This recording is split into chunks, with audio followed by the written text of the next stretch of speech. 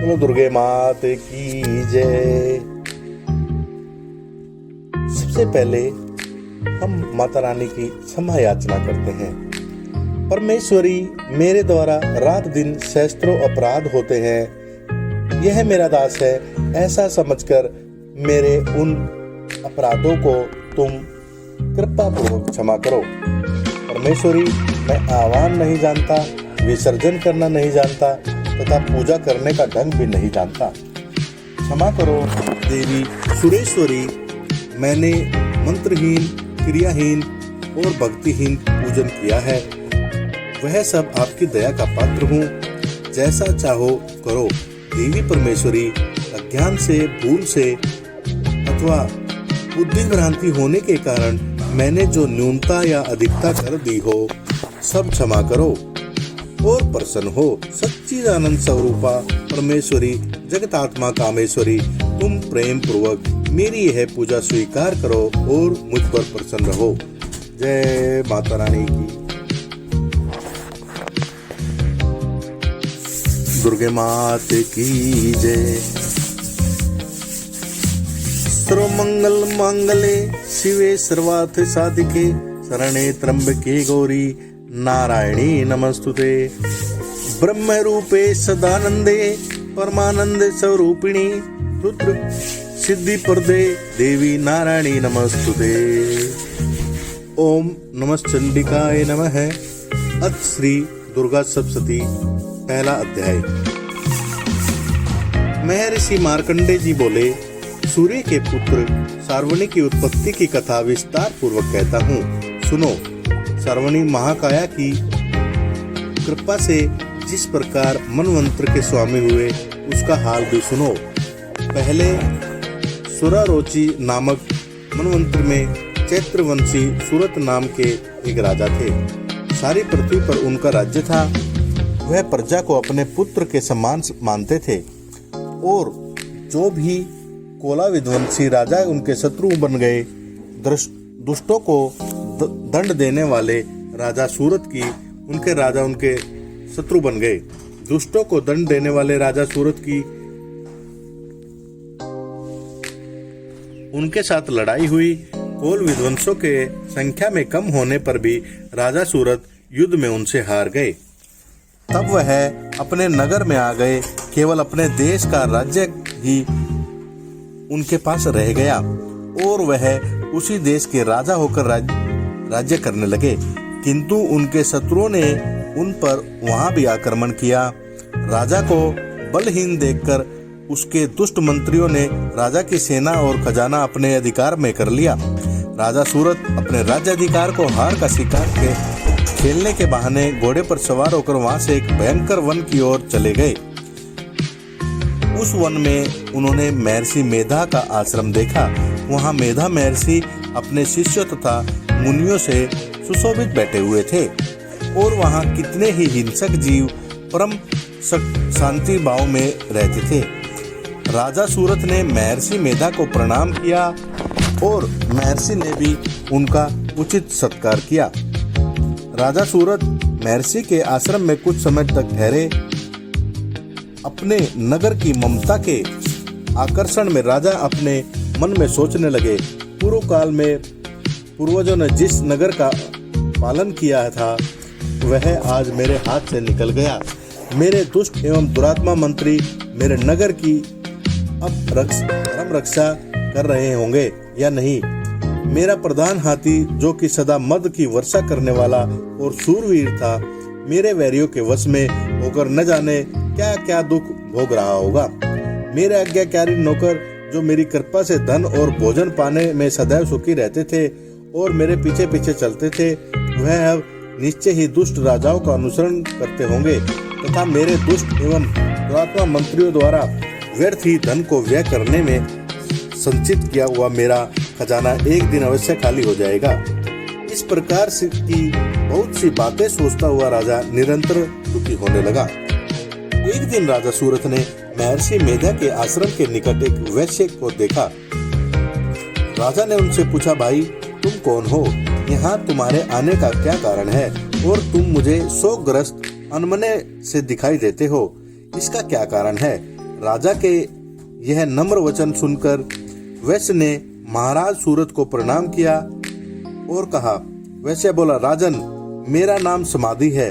मैं धनियों के कुल में उत्पन्न एक वैश्य हूँ। मेरे दुष्ट स्त्री पुत्र आदि ने लोभ से मेरा सब छीन लिया और मुझे घर से निकाल दिया है। मैं इस तरह से दुखी होकर इस वन में चला आया हूँ और यहाँ रहता हूँ। मैं इस बात को भी नहीं जानता कि अब घर में इस समय सब कुशल है या नहीं। यहाँ मैं अपने परिवार का आचरण संबंधी कोई समाचार भी नहीं पा सकता कि वह घर में इस समय कुशल पूर्वक है या नहीं। मैं अपने पुत्रों के संबंध में यह भी नहीं जानता कि वह सदाचारी हैं या दुराचार में फंसे हुए हैं। राजा बोले, जिस धन के लोभी स्त्री पुत्रों ने तुम्हें घर से निकाल दिया है, फिर तुम भी चित उनके क्यों प्रेम में लगे हो? वैश्य ने कहा, मेरे विषय में आपका ऐसा कहना ठीक है, किंतु मेरा हृदय इतना कठोर नहीं है। यद्यपि उन्होंने धन के लोभ में पड़कर पितृ स्नेह को त्याग कर मुझे घर से निकाल दिया है, तो भी मेरे मन में उनके लिए कठोरता नहीं आती। हे महामते, मेरा मन भी उनमें क्यों फंस रहा है, इस बात को जानता भी नहीं हूँ। मेरा चित्त उनके लिए दुखी है। मैं उनके लिए लंबी लंबी सांसें ले रहा हूँ। उन लोगों में प्रेम नाम की कोई चीज नहीं है, फिर भी ऐसे निस्नेह के लिए मेरा हृदय कठोर नहीं होता। महर्षि मार्कंडेय जी ने कहा, हे ब्रह्मन, इसके पश्चात महाराज सूरत और वैश्य दोनों महर्षि मेधा के समीप गए और उनके यथा योग्य न्याय संभाषण करके दोनों ने वार्ता आरंभ की। राजा बोले, हे भगवान, मैं आपसे एक बात पूछना चाहता हूँ, सो आप कृपया करके मुझे बताइए। मेरा मन मेरे अधीन नहीं है, इससे मैं बहुत दुखी हूँ। राज्य धनाधिक की चिंता अभी तक मुझे बनी हुई है और मेरा यह ममता ज्ञानियों की तरह बढ़ती जा रही है। और यह समाधि नामक वैसे भी अपने घर से अपमानित होकर आया है। इसके 100 जनों ने भी इसे त्याग दिया है। 100 जनों से त्यागा हुआ भी यह उनके लिए हृदय में प्रेम रखता है। इस तरह हम दोनों ही दुखी हैं। हे महाभाग, उन लोगों के अवगुणों को देखकर भी हम दोनों के मन में उनके लिए ममता जनित आकर्षण उत्पन्न होता है। हमारे ज्ञान रखते हुए भी ऐसा क्यों है? अज्ञानी मनुष्य की तरह हम दोनों में यह मूर्खता क्यों है? महर्षि मेधा ने कहा, विषम मार्ग का ज्ञान सब जंतुओं को है। सबों के लिए विषय अलग अलग होते हैं। कुछ प्राणी दिन में नहीं देखते हैं और कुछ रात को, परंतु कोई जीव ऐसे हैं जो दिन और रात दोनों में देख सकते हैं। यह सत्य है कि मनुष्यों में ज्ञान प्रधान है, किंतु केवल मनुष्य ही ज्ञानी नहीं होता, पशु पक्षी आदि भी ज्ञान रखते हैं। जैसे यह पशु पक्षी ज्ञानी है, वैसे ही मनुष्यों का ज्ञान और जो ज्ञान मनुष्यों में है वैसे ही पशु पक्षियों में है, तथा अन्य बातों भी दोनों की एक जैसी पाई जाती हैं। ज्ञान होने पर भी इन पक्षियों की ओर देखो कि अपने भूख से पीड़ित बच्चों की चोंच में कितने प्रेम से अन्न के दाने डालते हैं। हे राजन, ऐसा ही प्रेम मनुष्य में अपनी संतान के प्रति पाया जाता है। लोभ के कारण उनके उपकार का बदला पाने के लिए मनुष्य पुत्रों की इच्छा करते हैं और इस प्रकार मोह के गड्ढे में गिरा करते हैं। भगवान श्री हरि की जो माया है, उसी से ये संसार मोहित हो रहा है। इसमें आश्चर्य की बात नहीं। कोई वह विष्णु की योग निद्रा है, वह माया ही तो है जिसके कारण संसार में मोह में जकड़ा हुआ है। यही महामाया भगवती देवी ज्ञानियों के चित्त को बलपूर्वक खींचकर मोह में डाल देती है और उसी के द्वारा संपूर्ण जगत की उत्पत्ति होती है। यही भगवती देवी प्रसन्न होकर मनुष्य को मुक्ति प्रदान करती है। यही संसार के बंधन का कारण है तथा संपूर्ण ईश्वरों की भी स्वामिनी है। महाराज सूरत ने पूछा, भगवान, वह देवी कौन सी है जिनको आप महामाया कहते हैं? हे ब्रह्मांड, वह कैसे उत्पन्न हुई और उसका कार्य क्या है? उसके चरित्र कौन कौन से हैं? प्रभु, जैसा प्रभाव हो, जैसा स्वरूप हो, वह सब ही कृपा कर मुझे कहिए।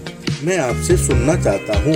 महर्षि मेधा बोले, राजन, वह देवी तो नित्य स्वरूपा है जिसके द्वारा यह संसार रचा गया है। तब भी उसकी उत्पत्ति अनेक प्रकार से होती है।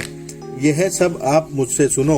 वह देवताओं का कार्य सिद्ध करने के लिए प्रकट होती है। उस समय वह उत्पन्न हुई कहलाती है।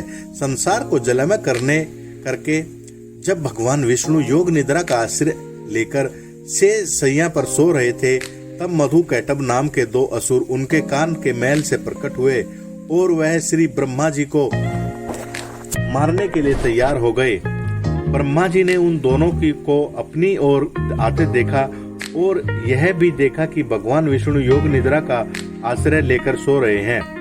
तो वह उस समय श्री भगवान के जगाने के लिए उनके नेत्रों में निवास करने वाली योग निद्रा की स्तुति करने लगे। ब्रह्मा जी ने कहा, हे देवी, तुम ही स्वाहा, तुम ही सोदा और तुम ही वशटकार हो। स्वर भी तुम्हारा ही स्वरूप है। तुम ही जीवन देने वाली सुधा हो। नित्य अक्षर परसों में अकार, उकार, मकार, इन तीनों में माताओं के रूप में तुम ही स्थित हो। इसके अतिरिक्त जो बिंदु पर अर्थ मात्रा है जिसका कि विशेष रूप से उच्चारण नहीं किया जाता है, हे देवी, वह भी तुम ही हो। हे देवी, संध्या, सावित्री तथा परम जननी तुम ही हो। तुम इस विश्व को धारण करने वाली हो। तुमने ही इस जगत की रचना की है और तुम ही इस जगत का पालन करने वाली हो और तुम ही कल्प के अंत में सबको भक्षण करने वाली हो। हे देवी, जगत की उत्पत्ति के समय तुम सृष्टि रूपा होती हो, पालन काल में स्थित रूपा हो और कल्प के अंत में संहार रूप धारण कर लेती हो। तुम ही महाविद्या, महामाया, महामेधा, महारात्रि और मोहरात्रि हो। श्री ईश्वरी और बोध स्वरूपा बुद्धि भी तुम ही हो। लज्जा, पुष्टि, तुष्टि, शांति और क्षमा भी तुम ही हो। तुम खड्ग धारिणी, शूल धारिणी, घोर रूपा तथा गदा, चक्र, शंख और धनुष के धारण करने वाली हो। बाण, भुसुंडी तथा परिघ, यह भी तुम्हारे ही अस्त्र हैं। तुम सौम्य और सौम्यतर हो। यह नहीं बल्कि जितनी भी शोभ्य तथा सुंदर वस्तुएं इस संसार में हैं, उन सब से बढ़कर तुम सुंदर हो, पर अपर सबसे ऊपर रहने वाली तुम भी सुंदर हो। हे सर्वस्वरूपे देवी, जो भी सत असत पदार्थ हैं और उनमें जो शक्ति है वह तुम ही हो। ऐसी अवस्था में भला तुम्हारी स्तुति कौन कर सकता है। इस संसार की सृष्टि, पालन और संहार करने वाले जो भगवान हैं, उनको भी जब तुमने निद्रा के वशीभूत कर दिया है, तो फिर तुम्हारी स्तुति कौन कर सकता है। मुझे भगवान विष्णु तथा भगवान शंकर को शरीर धारण कराने वाली तुम ही हो। तुम्हारी स्तुति करने की शक्ति किसमें है। हे देवी, तुम तो अपने इन उदार प्रभावों के कारण ही प्रशंसनीय हो। मधु और कैटभ जो भयंकर असुर हैं, इन्हें तो मोह में डाल दो और श्री हरि भगवान विष्णु को जल्दी जगा दो और उनमें इनको मार डालने की बुद्धि भी उत्पन्न कर दो। महर्षि मेधा बोले, हे राजन, जब श्री ब्रह्मा जी ने देवी की इस प्रकार स्तुति करके भगवान को जगाने तथा मधु और कैटभ को मारने के लिए कहा, तो वह भगवान श्री विष्णु के नेत्र, मुख, नासिका, बाहों, हृदय और वक्षस्थल से निकल श्री ब्रह्मा जी के सामने आकर खड़ी हो गई। उनका ऐसा करना था कि भगवान श्री हरि तुरंत जाग उठे और दोनों असुरों को देखा, जो कि अत्यंत बलवान तथा पराक्रमी थे और मारे क्रोध के जिनके नेत्र लाल हो रहे थे, तो ब्रह्मा जी को वध करने के लिए तैयार थे। तब क्रुद्ध होकर दोनों दुरात्मा असुरों के साथ भगवान श्री हरि पूरे 5000 वर्ष तक लड़ते रहे। एक तो अत्यंत बलवान तथा पराक्रमी थे, दूसरे माया ने भी उन्हें मोह में डाल रखा था।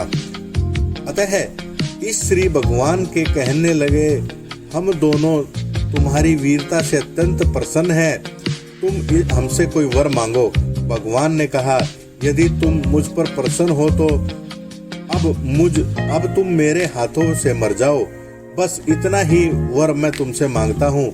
यहाँ दूसरे वर से क्या प्रयोजन है। महर्षि मेधा बोले, इस तरह से जब वह धोखे में आ गए और अपने चारों ओर जल ही जल देखा, तो भगवान श्री हरि कहने लगे, यहाँ पर जल न हो, सूखी जमीन हो, उसी जगह हमारा वध कीजिए। महर्षि मेधा कहते हैं, तथास्तु कहकर श्री भगवान हरि ने उन दोनों को अपनी जांघ पर लिटाकर उन दोनों के सिर काट डाले। इस तरह से यह देवी ब्रह्मा जी की स्तुति करने पर प्रकट हुई। अब तुमसे उनके प्रभाव का वर्णन करता हूं, तो सुनो।